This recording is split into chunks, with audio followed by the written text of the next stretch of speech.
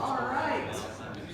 So, welcome back. Thank you for coming back to part 2 of the FAA training course that we're going through. For those of you that weren't in the first part, you can actually, let's see here, I was going to put it up.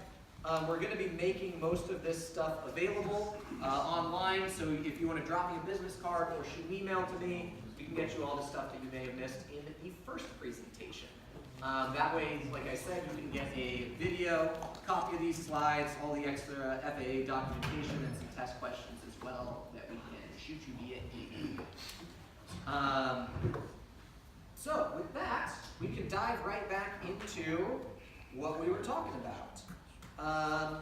So we already went through the small UAS rule and the national airspace, which are 2 of the big things. But now for this presentation, we're going to get into one of the more technical sides of things, which is sources of aviation information. This is where you actually get a lot of this data that the FAA has been referring to. You saw me refer to charts and weather forecasts and airports and symbology, and that's what we're going over here now. So there are many different sources of aviation information.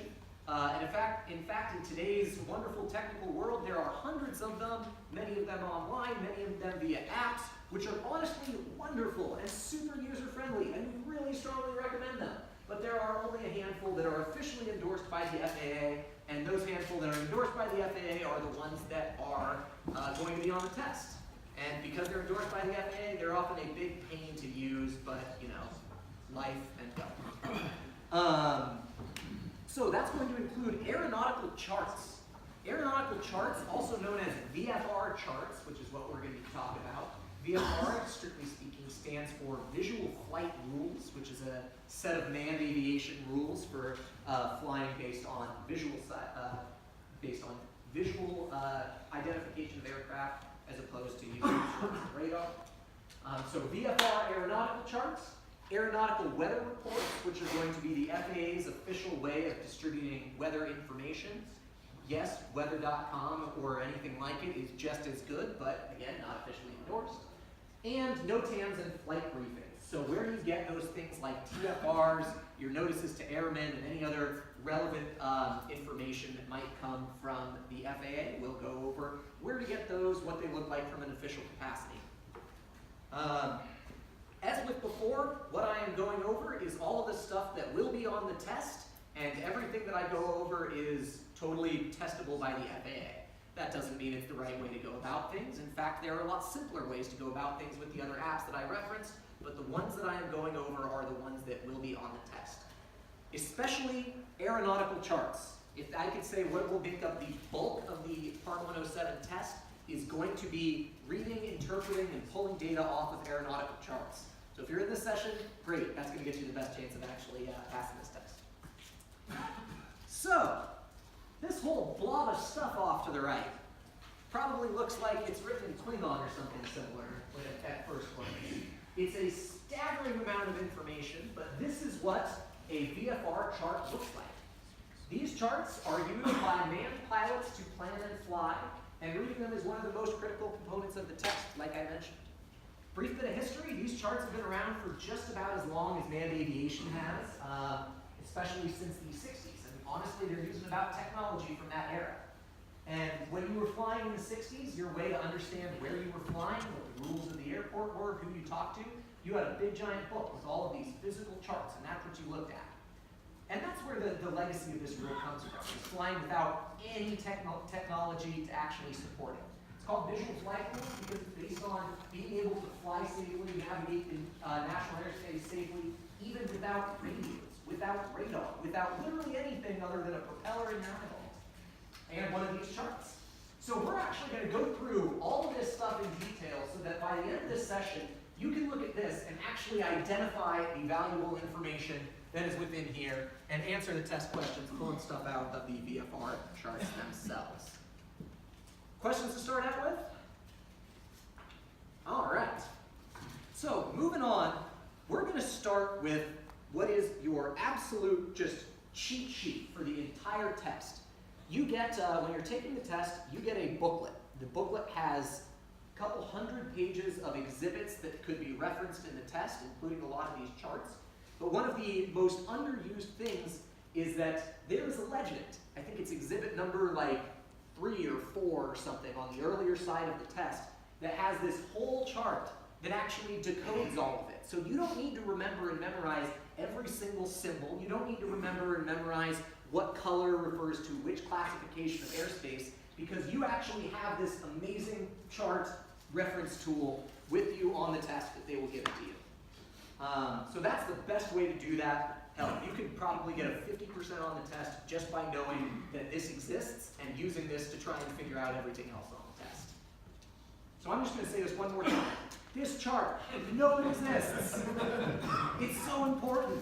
If you take one thing away from this test, it's that half the answers to the test are hidden within the booklet that they give you, like just on a page, and it's never referenced, but it's always going to be there. Yeah? Is that on the reoccurring test? Yes, it is. It's on the recurrent test as well. You get the same book supplement for this recurring test as well as for the initial aeronautical test. It's the exact same booklet. I can even, part of the materials that I'll email out to everyone is going to be a PDF copy of the booklet as well, so you can kind of know what you're looking at. Like I said, it's like 200 pages of exhibits. This one, use this one, it's really important. So I'm going to go over this really briefly just to kind of show you what some of this information is, and then we'll actually start pulling the information out, looking at it for a chart, decoding some of this on a chart. So first up is with airports on the left. We already talked a lot about airports there, and I'm going to read this. I don't know how hard it is for you to read, but each one of those symbols you'll see has things for other than hard surfaced runways are in circles.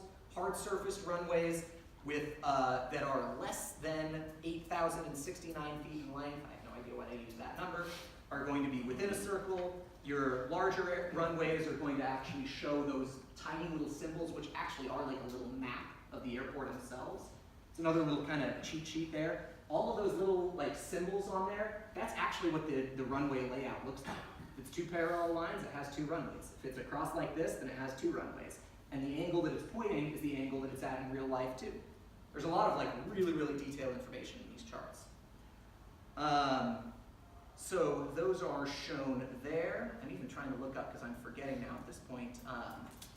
Basically the blue versus the magenta ones. But all of the symbols are basically on here to show you what all of this stuff means. You have your additional airport information for like your military airports, your private airports, your heliports are on there as well. Abandoned runways as well are going to be on there and all that sort of stuff. It looks like blue is control tower airport. That's right. I thought that was at it. the very top on ledges. Okay, great. Yeah, that's what I thought. There it is. I forgot which color was which. So yes, controlled airports are in blue, and uncontrolled airports are going to be in magenta. Honestly, that's a perfect example of like using the chart, because that might be a question on there. And it's hard to remember everything, so use the legend. That's going to get you a lot of your answers. Next up is airport data, decoding what some of the information around an airport looks like. You have all of your different frequencies on there as well. They might ask you about some of the radio frequencies. If you see a lot of those numbers on there that are 3 digits followed by a decimal point, like CT118.3, what that's going to mean, that's your main, stands for CTAF, Common Traffic Advisory Frequency. It's a good place to, honestly, if you don't know perfectly even, to guess what the right radio frequency would be if it asks you what a radio frequency is for an airport. You just find the airport where you have the name and identifier. You obviously see their name, and then PNAN is going to be the identifier, your kind of 4-digit airport code, KLAX or something. And then, of course, all this kind of more information that I won't read in detail right now because you can read it yourself, honestly, during the test. Even if I were to read it right now, you'd forget about it before you took the test. That's fine, because you have this on the test. And next up, and what's going to be pretty important, are those airport traffic and airspace information classifications. We talked about the different types of controlled airspace, Bravo, Charlie, Delta, and Echo that we're going to be looking at. Class Alpha, that high altitude one, is not anywhere referenced on this chart because this chart doesn't deal whatsoever with flying in Class Alpha. So Bravo, Charlie, Delta, and Echo are what we care about. And those colors up there will show you what that actually looks like. So Bravo is going to be thick blue lines, Charlie is thick magenta lines, Delta is going to be those dashed blue lines, and Class E at the surface is going to be dashed magenta lines.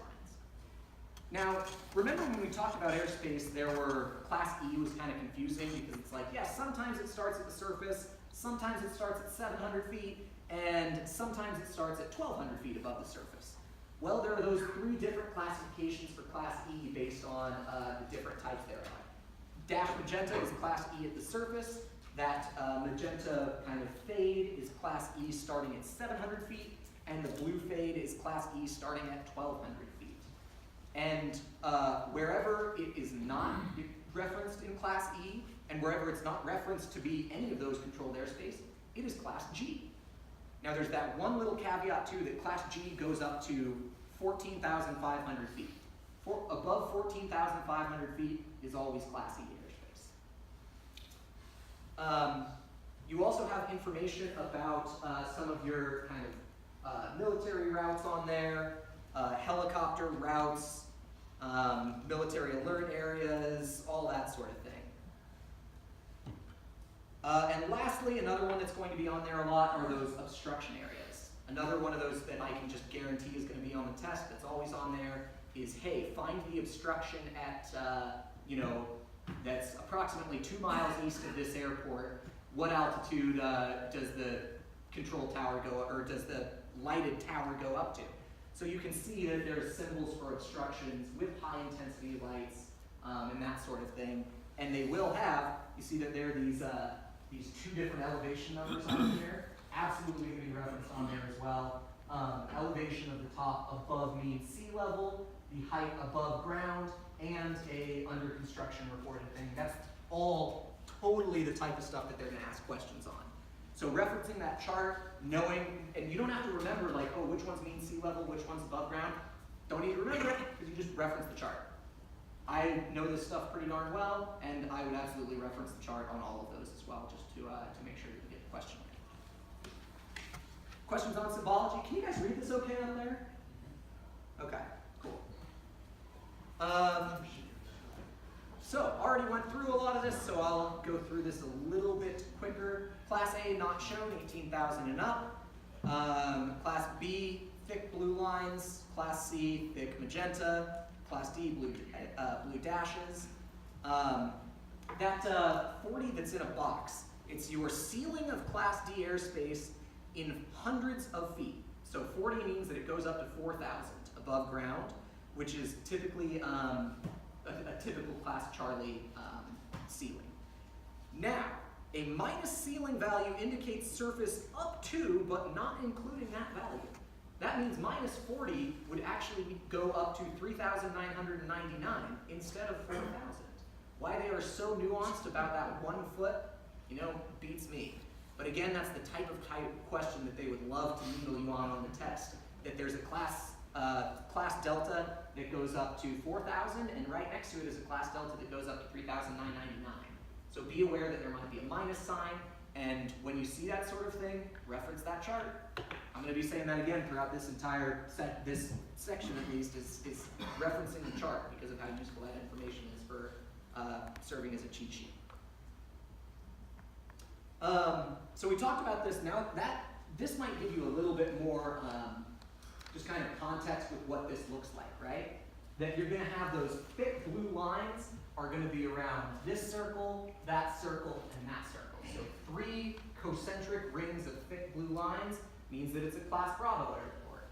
2 concentric rings of magenta lines are Class Charlie. Class Delta is just going to be a single circle, and Class Echo is going to be a single circle plus some of those other lines for 700 to 1,200 feet. Your 14,500 in your Class G, those are your mountainous areas, I'm sure, right? Not necessarily. No? They're all areas that are not marked as Class E. It doesn't, the terrain kind of doesn't really matter. It just is all areas that are not Class B, C, D, and E are Class G. And Class G goes up to 14,500. Everything above 14,500 will be will not be Class G. It'll be Class E or something. Okay, so let's dive into this. We've got this chart. This is of a very busy area. This is the San Francisco Bay Area right here. And this airport that we're looking at is going to be SFO. So if we look, we see that big kind of crosshatch pattern in the middle. That's going to be the actual runway, and that is also the actual runway alignment, and those runway lengths, as small as those tiny little symbols are actually going to be accurate for which direction, which heading they're pointing, and that sort of information. So if we actually look, it's kind of messy to read it, but we can see off here to the left, it actually says San Francisco International, SFO, CT, the Common Traffic Advisory Frequency is 120.5. That is the frequency that these communicate on. FAA aircraft frequencies are all heavily controlled. No other radios will ever operate on an aircraft. And then we see those blue lines that are circling out from there. And those are actually going to show the areas that are Class Bravo airspace. And each one of those circles, the further you go out, is going to be a different tier of that wedding cake. So if you look at that first red box up there where it says 100 and then a line and then SFC, what that means is that first blue line, the one that one is adjacent to, starts at the surface and goes up to 100 times 100, because it's all in hundreds of feet. So that means it goes up to 10,000 feet. So that first blue zone, that's going to be that inner tier of the wedding cake. If I step back one, it's going to be that central cone, starts at the surface, goes up to 10,000 feet. And then if we go out to that last one, it starts at 3,000 feet and goes up to 10,000 feet. Now, of course, from a drone perspective, your maximum flight altitude is 400 feet, so you're not going to be messing around there, but the test will ask those types of questions. They'll say, hey, at the point where that red box is, what is the lower limit of the Class Bravo airspace? And the answer is going to be 3,000 feet, because it goes from 3,000 to 10,000. And if you look in between those a little bit to the right, you might see 100 over 21. That means that middle tier goes from 2,100 feet up to 10,000 feet. There's another weird section here that goes from 1,500 to 10,000 feet. Out here, again, it's 4,000 to 10,000. So this is what I mean by every one of these big airports is bespoke, too. You actually have to read the charts because the airspace is going to be different. Could you repeat the top number, what it represents again? The top number is the ceiling of that upside down wedding cake. Well, that's an upper and a lower number. Yep, it's an upper and lower limit. So that means from here it's going to go from the surface to the top of that yellow box will be 10,000 feet. Class Charlie would be a similar thing. It might go from the surface to 4,000 feet. And then from here it goes from 1,200 feet to 4,000 feet, or something along those lines. Are those always above ground level elevations? Nope, Class Bravo is mean sea level. Class Delta is always going to be above ground level, and Class Charlie is also going to be above ground level, but Class Bravo will be mean sea level. So you're saying that 1 foot real critical. Class E is 1,200 AGL, 700. So Class G would be the 699 and 1199. I can confirm with this.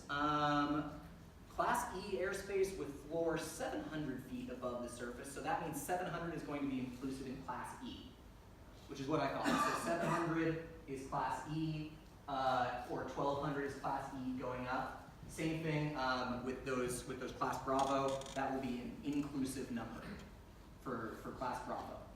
And like I said with this, with Class Delta, if it's 4,000, that's inclusive of 4,000 will be in the Class Delta. If there is a minus sign, then it means up to but not including. So up to 399. All right, so let's actually take an example here. Let's use, this is a chart pulled from the same supplement that the FAA would use. So this is very much what a test question would look like. Now a test question will have 3 multiple choices, so I'm going to make it a little bit trickier then.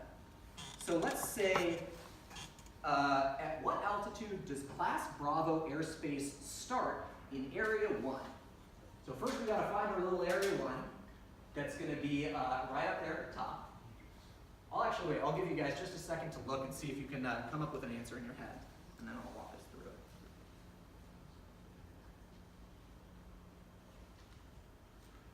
So, Area 1, like I said, is up at the top there. So let's try and find, within those big blue circles, where are the numbers that actually are closest to us. So we see right over to the right, we see that 100 over 40. Obviously, it's related to this, those big blue circles are related to this airport right here. Looks like this is Dallas-Fort Worth Airport, another huge Class Bravo airport. We go up to that one, we see 1,000 over 40. Because those are in hundreds of feet, that means that it is, the ceiling is at 10,000, the floor is at 4,000. So at what altitude does Class Bravo airspace start in Area 1? 4,000 feet. So, pointing out all of the kind of relevant stuff in this chart at least, we have those multiple concentric rings. And again, it's not perfect circles, it's totally bespoke, it's custom for every airport. We've got your runway right here, those thick blue lines are the Class Bravo. You have surface to 11,000 there, 2,000 to 11,000, 2,000 to 11,000, 3,000 to 11,000, and 4,000 to 10,000. So the ceiling actually even dips there from 11,000 to 10,000 feet. So every single one of these Class Bravo airports is going to be custom, it's going to be designed to the airport itself. So Logan, like up at the top where there's the red one in the circle with 100 over 40. Yep. And then below that is the thickish blue line that runs essentially straight across the screen instead of circular. Yep. That is the top of the upside went down wedding cake there. Yeah, so yes, that is going to be a Class Bravo line, but the key is to look, let's see, can you guys see my mouse on there? Yeah, good. So you can see that this 40 over 100, or 100 over 40 refers to this zone. And every zone that isn't broken up will have a number in it here. So this 110 over 30 is this whole area. And if we actually look, this kind of section here gets a little weird shaped, but it also has its own 40 to 110. So actually right here is going to be 40 to 110, and then it crosses this line and it's 40 to 100. So the circles can even be broken up. Yep, and it doesn't even always have to be a circle. It can be, if I go back to SFO, for example, you see some weird shapes over here where it's broken up by magenta lines. For anyone that's familiar with the airport, that's because this is Oakland's airport. Oakland has its own airport, so this is not even Class Bravo airspace. It's Class Charlie specifically for Oakland Airport, and it has its own custom cutout. And we'll go into Charlie Delta and Echo stuff too to get more familiar. But those thick blue lines are the easiest to identify.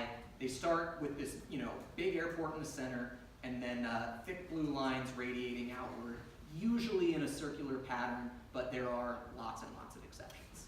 How do you tell what area it's in? What? Say Sorry, again? I must have missed that. How do you tell what area it's in? You said area 1 on that slide just before, Oh, so you've got this bright red number 1 circle.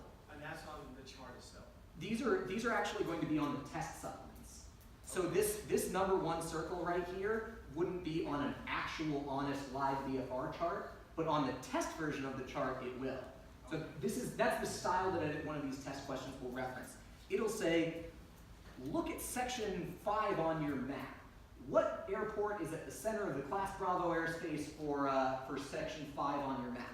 And so you find that red circle number 5, and you see right now next to here, it has that kind of block of text that was similar to that airport information that says Dallas-Fort Worth, and you say, yep, DFW Airport is the Class Bravo airport that is near section 5. And it might say, what's the ceiling in near section 7 or area 7, I think is the terminology that they use. So that's what it will look like on the test. Yeah? There's one down kind of on the bottom or the left, it says 110 over plus 15. Is that, what's the plus? 110 over plus Right below, 50. right there. Right where your mouse is. Yeah, no, I see it. What does the plus indicate? That's a really good one. I It's actually, also indicating by that arrow near those towers too. yeah, so it's indicating a plus 15. Oh, it's another zone. Yeah, no, so this is definitely, you see there's a tiny triangle right there. That triangle is for sure another zone. That's what the arrow indicates, especially because you can see right in this zone, this arc right here is 20 to 110. So this zone is going to be 50 to 110. I'm not 100% sure of what the plus sign indicates. I need to actually look up that terminology. So 1501. Yeah, it might be 1501, very possible. It also could be an above ground level reference, because we see you see these other little symbols right here? Those are gonna be obstructions. So it might be above the obstructions that we wanna check. So I'll have to check that out and get back to you, because I don't know exactly what the plus sign is. So I just, to reiterate, I think you said it earlier, so all the class Bs are above mean sea level, but all Cs and Ds are above ground. Correct, and E. E is also above ground.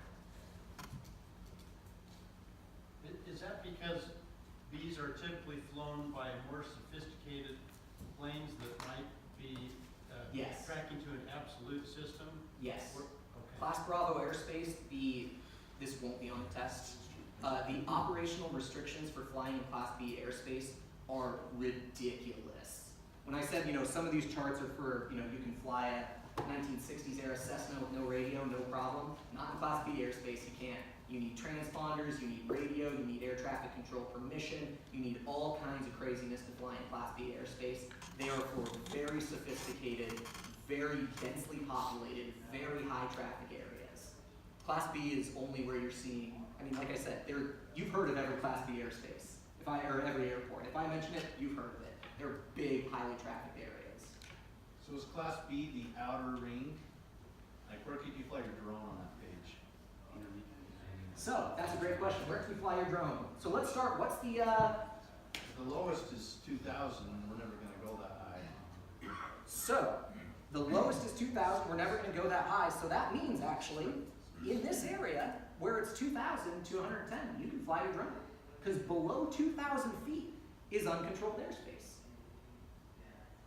So it's Class G, unless it's also Class D. We'll get to this in a second too, but you see this, this little blue dotted line? Except where it's the surface. Yeah, except where it's the surface, that's gonna be Class B. So here, 2,000, all of this area is totally fine to fly your drone because it's below the Class B. To go back to our chart here, we can see this Class G right here, that's underneath the Class B. So it's within one of those blue circles, but you still can fly in it because it's technically uncontrolled airspace. So you can fly your drone within the broader Class B or within the broader Class C without air traffic permission, as long as you're in one of those areas that can't be flown. What's the radius there at the bottom of the Class B? Bottom of Class B Yeah. changes with every airport. Typically about 5 nautical miles, but it changes with every airport, and it's all that applies to the custom shape thing. Does this specific charts have latitude, longitude on it too, so you can? Yeah, we'll get to some examples of that, I'm pretty sure, later. But you can actually see right here is one of the intersections. These are some of your latitude and longitude lines. And in fact, there's your number, 122 degrees west and 38 degrees north. So yep, these charts have, it takes a while to learn to read these charts pretty well, just because they're so dense with the amount of information. All right, so let's go to Class C as an example. You know what? Wow, I'm sorry, I said this wrong. Class C is also mean sea level, not AGL. Class D is definitely above ground. Class C is mean sea level, so I apologize for mixing that up. Class C is very, very similar to Class Bravo. Same notation, but different color. Magenta text instead of the blue text designates altitude. It is, as before, in hundreds of feet, shows the range of altitude. And again, I apologize, I said that wrong. Please correct what I said earlier. Altitude for Class Charlie is mean sea level, not above ground level. Like Class Bravo, Class Charlie can also be unusually shaped and shaped to custom airports and areas. It is typically Class E over 700 feet and Class G below 700 feet when you are below Class C.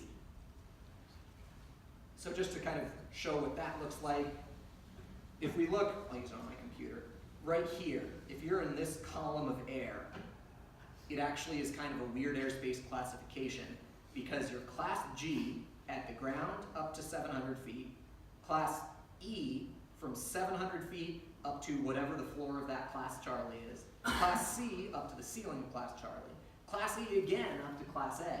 So it kind of gets really messy when you look at it that way, but underneath Class C and even underneath Class B can be either Gulf or echo airspace.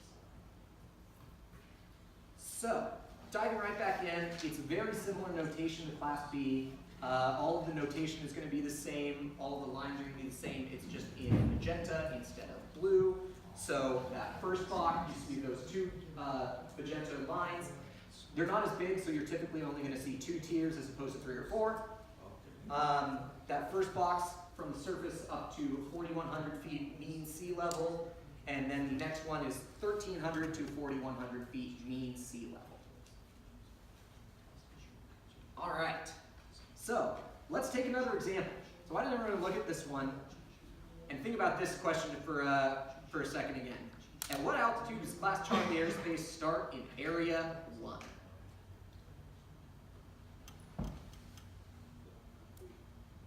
So we can see we've got some different unusually shaped Class Charlies in here. There's a whole bunch of other stuff going on. So, if we first obviously find Area 1, our big thing here, so we're in this circle, or this area. I don't see any number immediately surrounding it in magenta, but if we follow it over, we can see right here we've got our 1,200 to 4,000. So that means, let's hope I'm right, does it start at 1,200 feet? Sure it does. So, 1,200 to 4,000 feet, mean sea level, again, on there. Yeah? So maybe on the elevation of the airport, so you can kind of see how, you know, it's 1,200 feet mean sea level, But what's the elevation of the airport? yeah, because it might be 500 feet above the ground. I believe that's on there. I'd have to check. Let's check this too and even see if we've got some elevation information on here. There we go. So it's got our number in elevation in feet on there as well. So 285 right here, that means this airport's elevation is going to be 285. If I go back here to this one, so let's actually find our airport. Yep, Norfolk International, 27 feet. So that's the process that even I would go through on these sorts of tests, finding, okay, what is it, 27 feet? That makes sense, we're right actually next to the water on this, so it's barely above the ground. But that 27 is going to be your elevation. And again, that's a great example of using the cheat sheet too. I haven't seen any questions on the test about what is the airport surface elevation, but it's totally fair game they would ask something like that. It's totally fair game. So, let's keep moving. Next up, Class Delta. That one, if you remember, is a little easier because it's a straight up cylinder. It is no longer, gosh, is this mean sea level again? Did I screw that up? Indicates surface up to, but not, yeah, I guess it is mean sea level. You're gonna have to excuse me for screwing that one up so much, but this is why I even use these lines. So it's a blue dash line. You can see where these arrows go out to. This is for Mino Airport. I have no idea where it is, but that's what it is. There it is. Minot, is that how it's pronounced? Minot, okay, I can pronounce that. So you can see the blue dashed airport for Minot International Airport. As before, we actually have our elevation here, 1,716 feet. Not wedding cage style, goes down to the surface. Blue box again in hundreds of feet. Minus sign, as we mentioned, indicates up to, but not including that altitude. So there's using your chart right here. So you're not going to see that blue box on B or C? This blue box? Yeah. Correct, you are not. This blue box only exists on these Class D airports. Okay. Because there's only one code. So there's the other ones you have the number over the number. exactly, you have those tiers. So D airspace is always a cylinder. You get a blue box, and it's always the surface up to that box. So there's no, the floor of Class D is always the surface.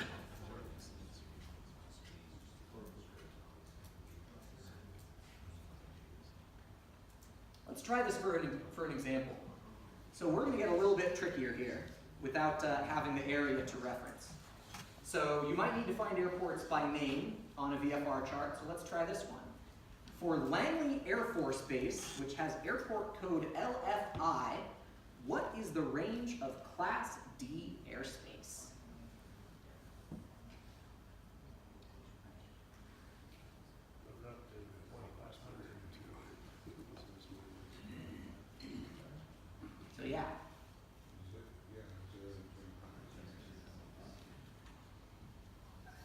making things a little bit trickier on you here too. So first you have to find Langley Air Force Base.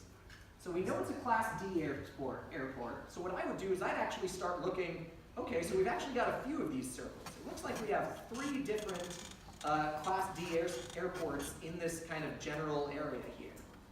Now finding which one is which is a little trickier. This one looks like it says FAF right near it with this little airport box. That's easy.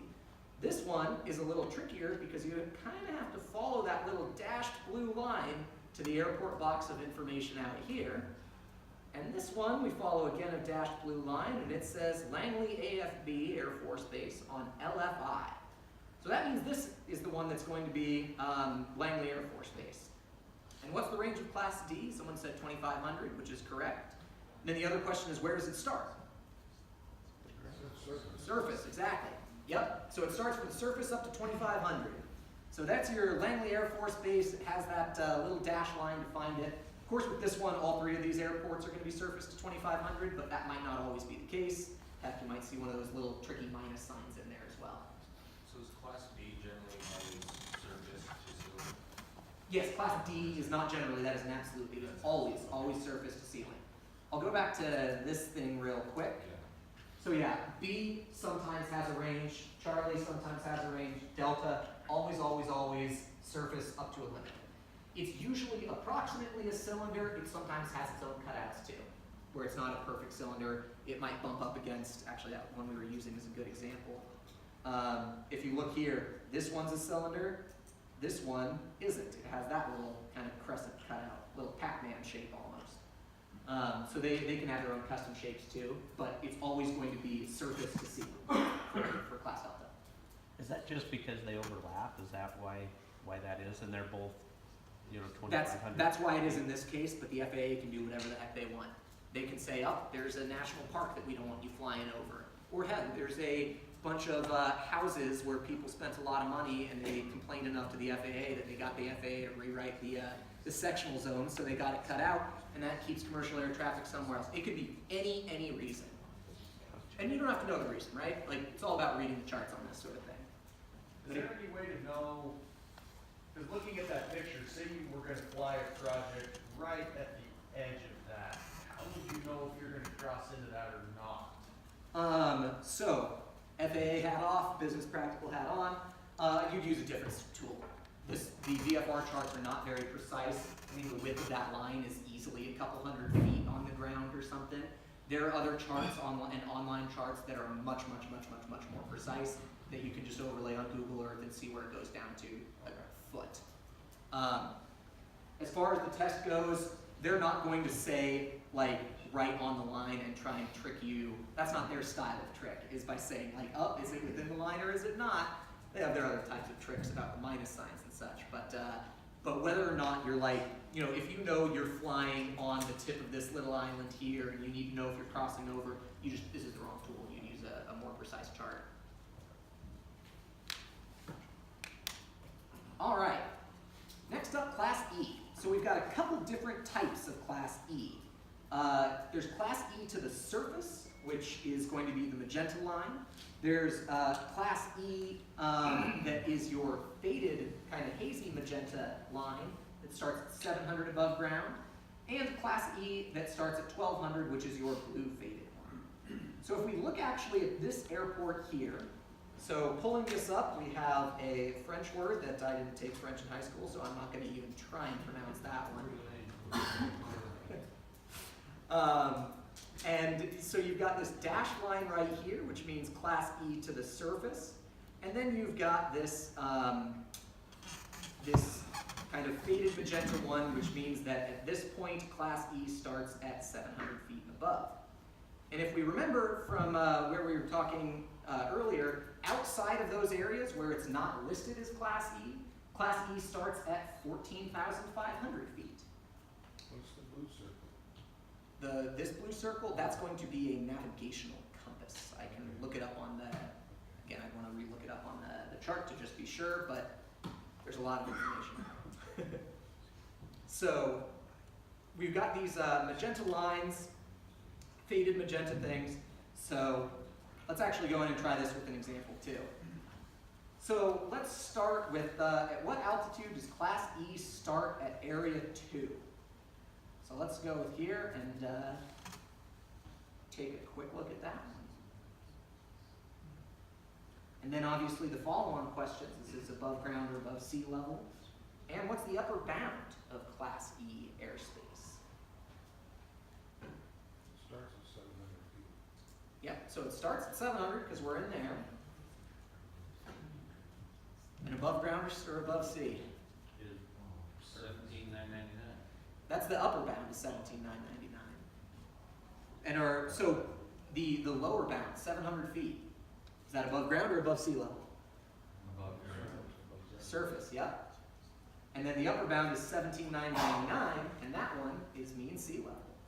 So, Where are you seeing that one? I can't see that. 17,999, you just have to know. That's the upper ceiling, and then above that, from 18,000 and above, is going to be your Class A, Class Alpha airspace, which is again your like commercial jetliners and stuff.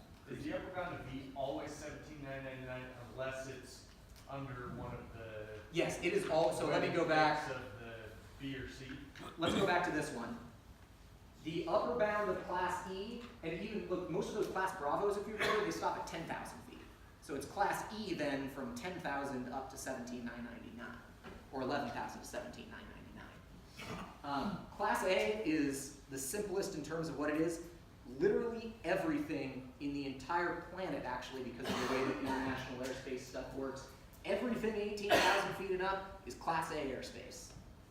And again, you don't have to know it or know about it for the test because drones can't fly in Class A airspace, but it's just another one of those things. The operational restrictions for flying in Class A airspace are ridiculous because only multi-million-dollar jetliners can even make it up that high. And you need all kinds of different communications and navigations and weather and pilots. It's nuts. But it's simple because it's always 18,000 up. All right. So yeah, we're 700 feet is where it starts. The start of Class E is above ground, and the upper bound of Class E is 17,999 mean sea level. Any questions there? So just to confirm, Bravo, Charlie, Delta are all mean sea level. Correct. Echo is ground level. Correct. I said that incorrectly on the first time, which I apologize, but yeah, Echo starts at above ground. Bravo, Charlie, and Delta are mean sea level. Why would they start 700 feet top rather than from ground level? Is there that open E space or that open space under it? That space under it is going to be Class G airspace, which is uncontrolled. And uncontrolled airspace is actually a lot easier. Again, I don't want to go into confuse you guys with the rules of like what a manned aircraft would have to do in order to fly in Class E, but there are different rules with communications that are more stringent. So they actually want to try and open as much of it to uncontrolled airspace for things like drones as possible. Other things that people fly in like uncontrolled airspace are, if you're out in the sticks, people have like auto gyros and little home-built helicopters and stuff that they fly around. And that's all uncontrolled airspace. They're just having fun, and they might be on their own property up to 700 feet and never exceeding it. And so they don't have to worry about Class E. Are there still restrictions right close to the airport? On this, so this one, actually, let's use this as another good example. So this one, the question was, at what altitude does Class E start at Area 2? So here's the other question. What does that mean? What class is the airspace on this runway, on this airport property, on the runway itself? What airspace class? G. This is Class G. That means the airport itself at the ground level is uncontrolled airspace. That also means that from a legal standpoint, you can fly your drone on that airport property without air traffic control permission because it's Class G uncontrolled airspace. Now you want to keep your eyes open because there's a good chance that an airplane could try and take off or land on that runway. But from a legal perspective, you do not need air traffic control permission to fly at ground level up to 700 feet on that airport property. So typically the really low-use dirt runway type? Yeah, Class E might be a private runway as well, dirt runways, small strips. They're almost all going to be uncontrolled airports as well, so no towers. Typically they'll see at most one flight a day. If it has more than one flight a day, it'll probably be Charlie, Delta, anything like that. So these are very sparsely used runways. On that chart for ways back with the cones, it showed the, that one there, non-towered approach, or non-towered airport with instrument approach. Yes. Being right at ground level, right? So this is what E to the surface looks like. So that's that dashed magenta line that we have E all the way to the surface. Going on the very right though, Yep. with no instrument approach, that would be like the airport we were just looking at. Yeah, this is the airport that we were just looking at. It's Class G 0 to 700. up to 700, and then above 700 is Class E. And instrument and non-instrument approach, those are terms that you don't need to be familiar with because they apply to manned aircraft aviation, whether you're using actual instruments and like radio, radar, ADS-B technology, whatever, that sort of stuff, versus instrument or versus non-instrument approach. So they have slightly different rules there, but you don't need to be familiar with the difference between like instrument and non-instrument approaches. What you do need to be able to do is read the charts and know whether that Class E goes to the surface or whether it starts at 700. All right. On that last map, I'm sorry to make you go back. No, of course. Where does it say where that starts? I mean, I know it's 700, you said 700, but I'm not seeing. The line type. So that's going to be this line type. So remember, you've got your reference here that the dashed magenta, Class E surface airspace, this faded magenta, Class E airspace with a floor 700 feet above the surface, and then this blue one will be Class E with a floor of 1,200 feet. So the very nature of this magenta outline means that it's 700 feet. Now, if it were this dashed one, then the answer would be it starts at the surface. And if it were the same looking line, but it was blue instead, then the answer would be it starts at 1,200. But since it's magenta, it's 700 feet above ground, up to 17,999. And where do you see the lid on there?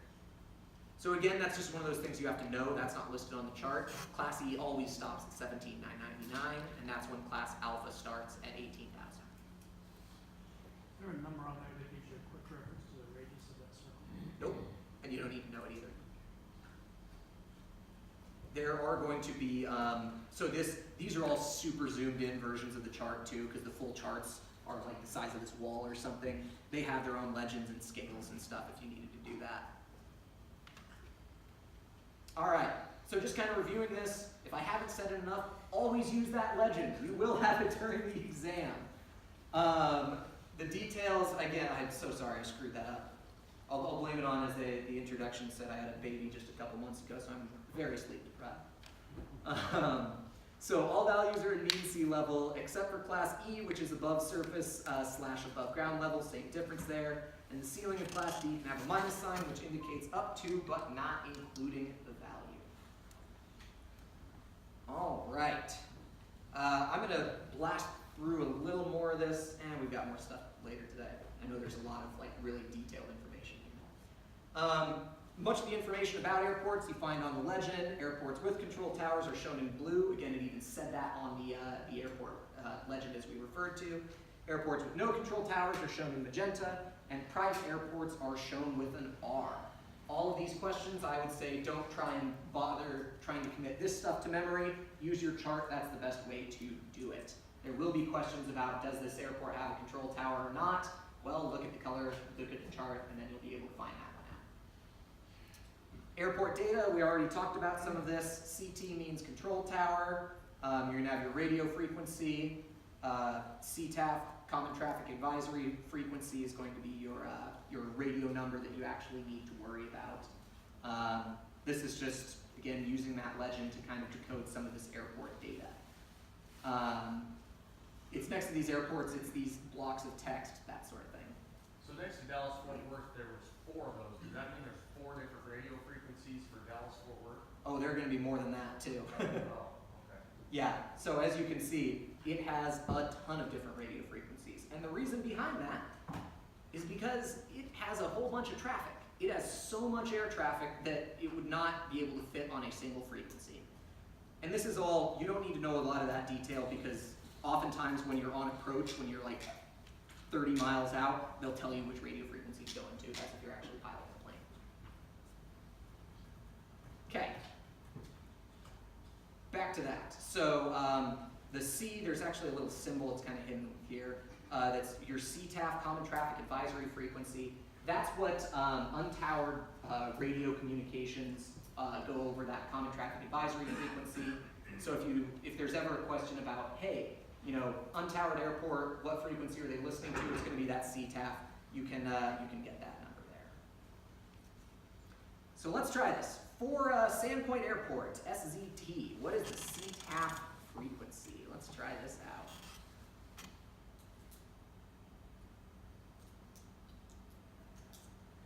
So with this, 122.7. That little C with the circle follows the CTAF frequency. That's going to be your Common Traffic Advisory one. This is again another just like very standard example of what a test question could look like. They're not going to throw you Dallas Fort Worth and say what's the CTAF on DFW because it's a whole mess. They'll give you something like this, at least for that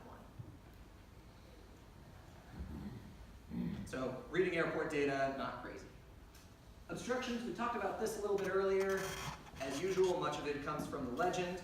Altitude on the top of the obstruction is shown for both mean sea level and above ground level. So you can, and remember, you can fly up to 400 feet above ground or 400 feet within the top of the structure. So let's see. We've got a good question here as an example of that. What is the height above the ground of the obstruction to the east of Minot International Airport? So let's do the obstruction.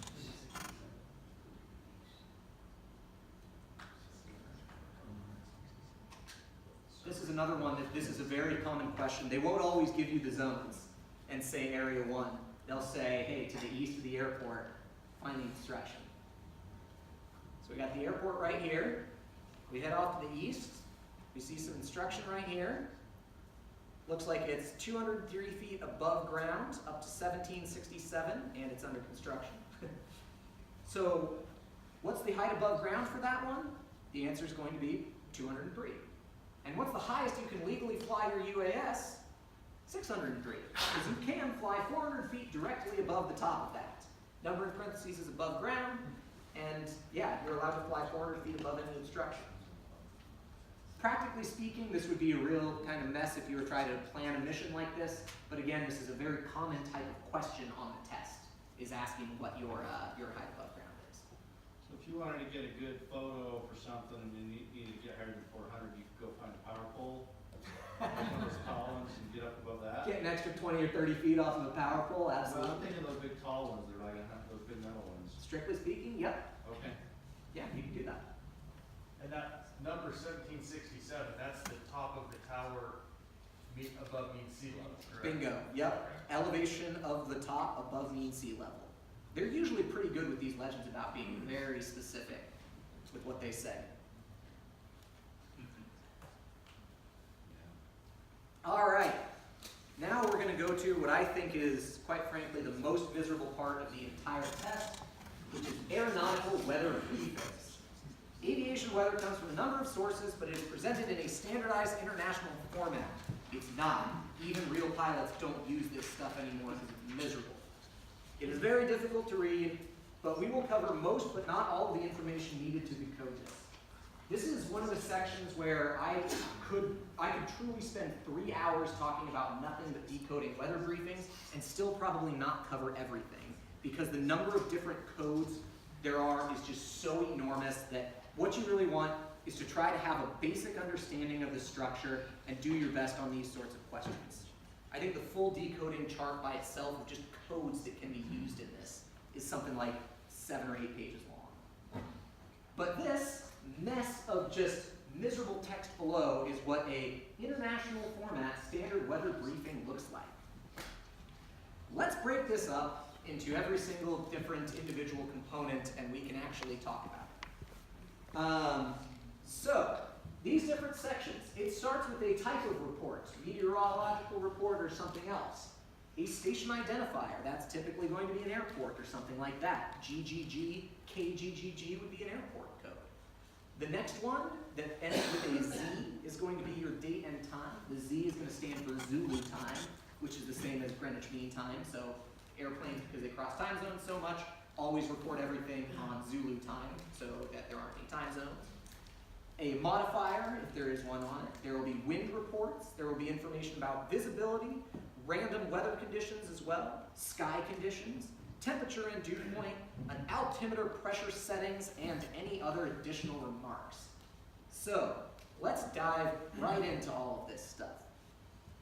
First, type of report, METAR, Standard Meteorological Report, or SPECI for a special one-time report. Those are basically the only two you're going to see there. Station identifier, 4-letter code for which airport. KGGG is going to be Greg's County Airport. Not sure which state that one's actually in. And then date and time. The first 2 digits are going to be the date, the last 4 digits are time. So 161753 Zulu is going to be the 16th day of the month at 1753.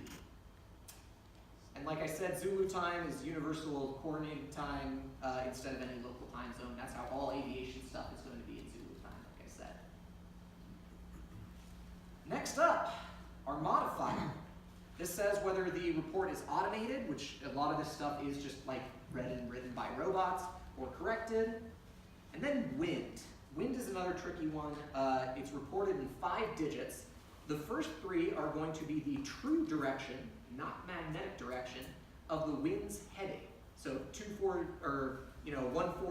is going to be 140 degrees. That's the direction that the wind is blowing from.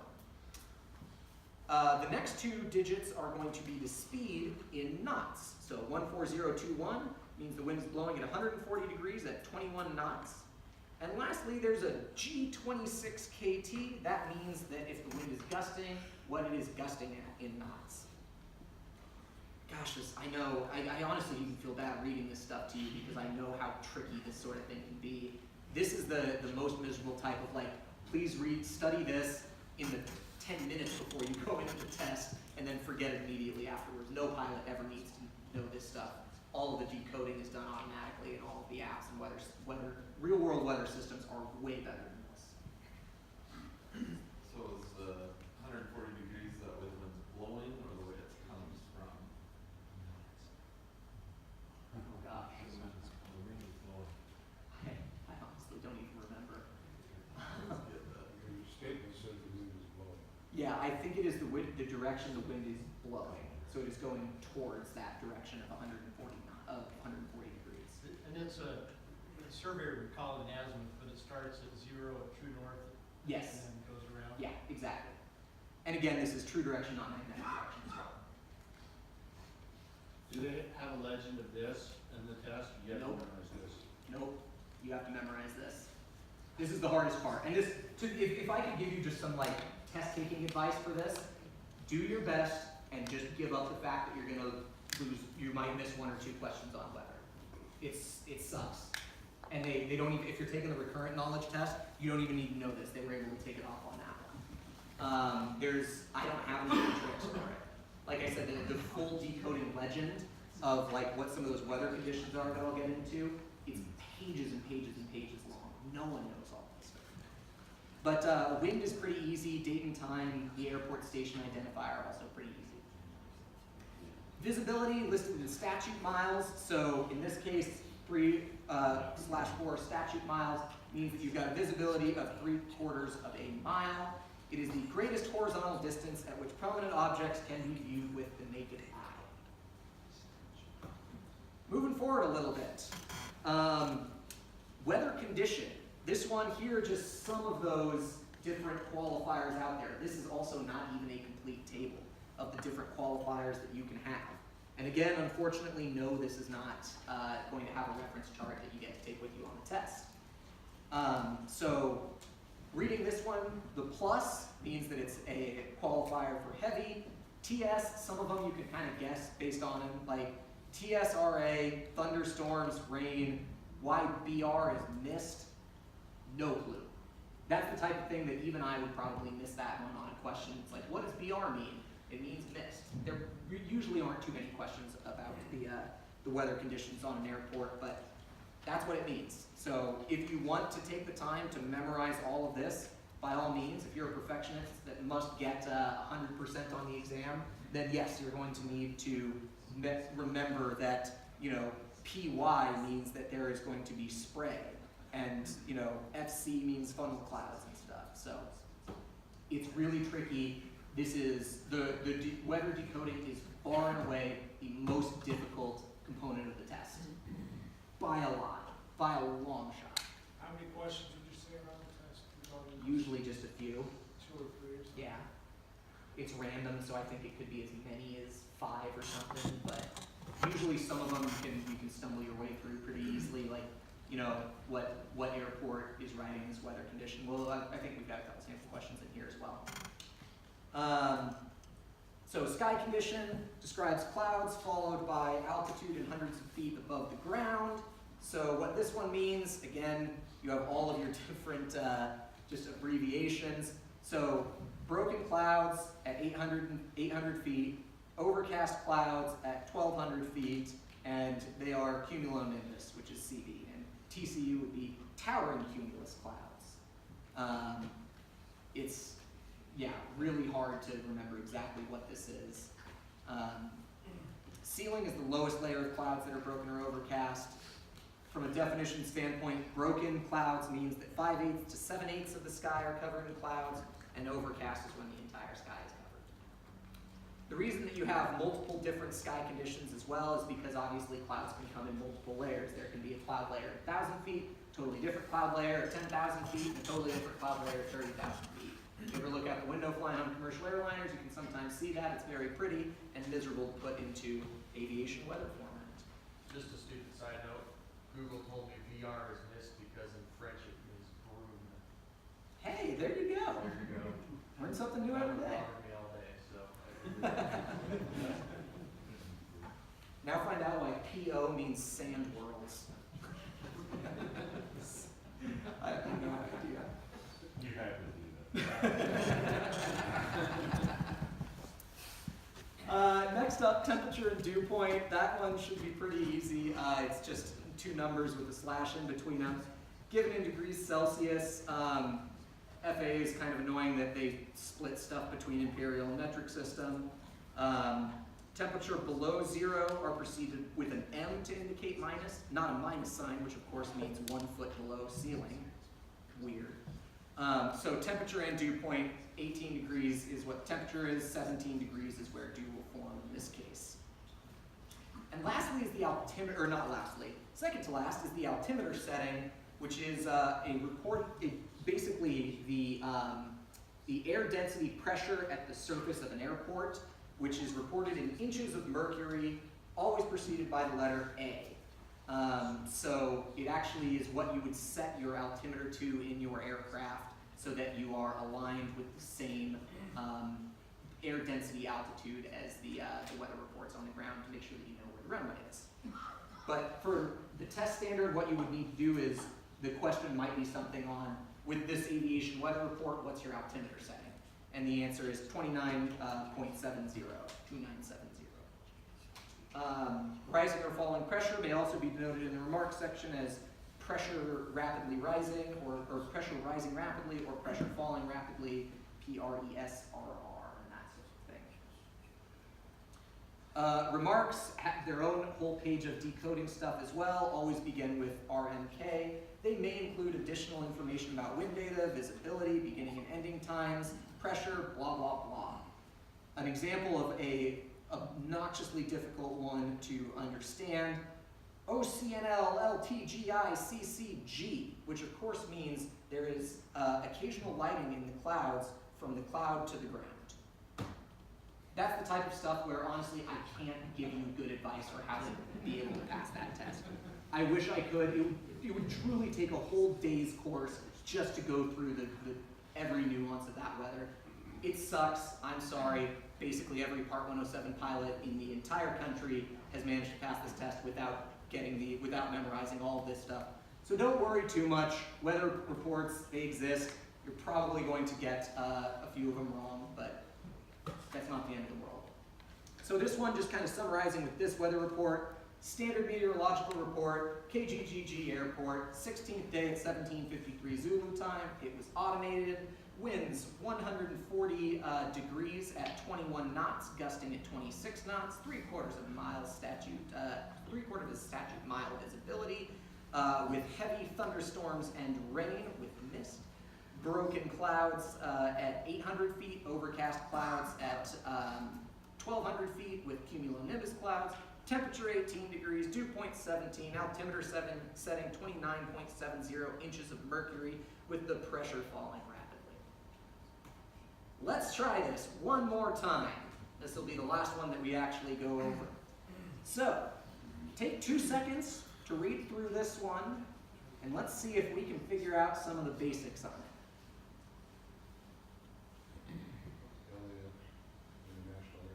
Yep. Standard report, METAR. KLAX, that's going to be obviously Los Angeles International Airport. Issued on the 12th day of the month at 18:52 Zulu time. No, you don't have to do any conversions between Zulu and local time or anything like that. Winds here, 250 degrees at 4 knots. We've got 6 statute miles visibility with mist beyond. Scattered clouds at 700 feet, an additional scattered clouds at 2,500 feet, or that would be, would that be, 25,000 feet, because that's times 100. Temperature 16 degrees, dew point is 15, and we've got an altimeter setting of 29.91 inches of mercury.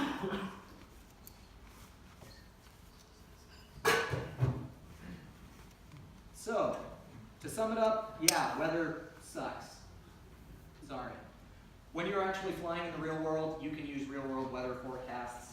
You don't need to do this. We've got another one on here. Because we're just running a little low on time, I'll let you guys go through these on the slides if you want. It's all basically the same basic kind of decoding stuff. All right, so let's talk about aviation weather forecasts. Forecasts are similar to reports, but forecasts for future weather. They include the following elements: TAF, a terminal aerodrome forecast, or AMD amended. Station identifier is the same. Date and time of origin is going to be the same. But then it has valid period dates and times, including the date and hour for the start and end of the forecast. So same thing, forecast wind, 150, 11, 150 degrees from true north at 11 knots. Visibility, same thing. A lot of the same stuff, except it'll start with a TAF saying that it is a forecast or amended. So all the same different weather conditions, decoding stays the same, but it applies to both current weather and for forecasts as well. So let's talk about NOTAMs a little bit more as we're talking about the sources of aviation information on here. NOTAMs are notices to airmen. We already talked about these a little bit. Time-critical aeronautical information, either temporary in nature or not sufficiently known in advance to permit publication on aeronautical charts or in other operational publications. Here are a lot of the reasons why they could come up, but really they could come up for any reason whatsoever. There are also some possible really, really weird ones that I've seen before too. So just as an example, from I think this was about 2 years ago, when there was all kind of just like, political chest puffing over North Korea. The US said we're going to do like a sample invasion of North Korea in wartime scenarios, and what we're going to do is we're going to GPS jam pretty much the entire state of Nevada, and we're going to operate in a GPS jammed environment for a 3-day military training exercise and parachute in a couple 100,000 people or whatever they did. They put up a big NOTAM for that because they actively were GPS jamming pretty much the entire state of Nevada, and it was having an impact all the way out into California as well. They were also using like laser testing tools that could shine into the eyes of pilots or something or bring down other aircraft. So that's just an example of a super, super weird NOTAM that might get thrown up of, hey, be aware, we're doing GPS jamming and laser testing over an entire state. Just FYI. They're available from various sources online. Like I said, AirMap is a really useful one that'll give that sort of information. One that might be on the test is what is a common one for pilots and is the FAA's officially endorsed one, 1-800-WXBrief.com started as a phone number, then became a website. To be honest, I don't actually recommend using it. It's a very clunky, painful interface, unless you really like decoding weather forecasts, and then you can get your weather forecasts from here as well. But that's one that is officially endorsed by the FAA as a source for, a potential source for NOTAMs, flight restrictions, and weather.